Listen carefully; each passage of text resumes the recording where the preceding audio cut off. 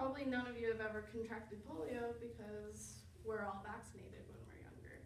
Because most of us were born before the anti-vaccination movement, let's hope at least. So every person that is born and lives on this earth should be vaccinated to help wipe out diseases. I will explain what vaccinations are and how they function, and also why you need to vaccinate.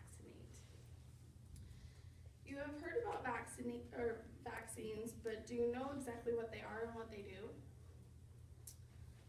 According to CDC.gov, the Center for Disease and Control says vaccinations help prevent diseases, basically. What happens is vaccinations are a mode of transport to basically get the antibody into your body so that your immune system recognizes it. So the next time it enters your body after vaccination, your body will start attacking it, therefore you do not get sick from this certain disease, which causes resistance and also protection against the certain disease. Now there are many vaccines out there. Like Danae said, there's several and we can go on and on listing, but polio and smallpox are pretty much eradicated. Now that I've told you what a vaccine is, I'm going to tell you why you need to vaccinate and prevent diseases. The most important way to prevent diseases is to vaccinate. According to Tom Jefferson, a journalist that studied the spread of influenza in Australia, claims that without that certain vaccination for influenza in Australia, it spreaded so bad that people actually started dying from it. They just kept contracting the disease.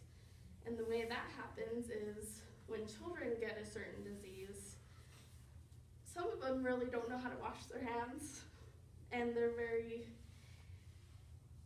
icky with germs. I love children, but not my forte.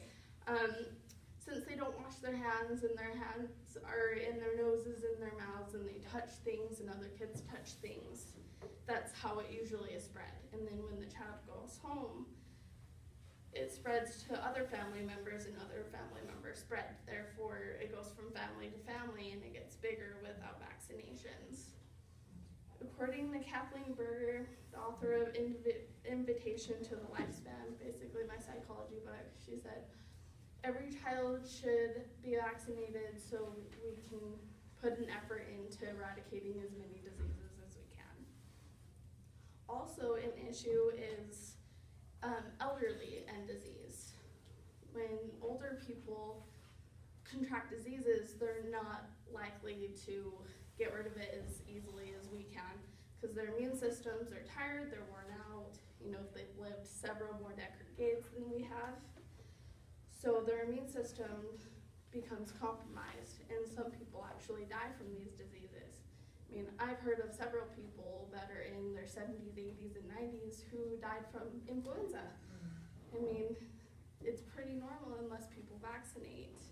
It also will elongate their life and make their life easier to live, happier to live.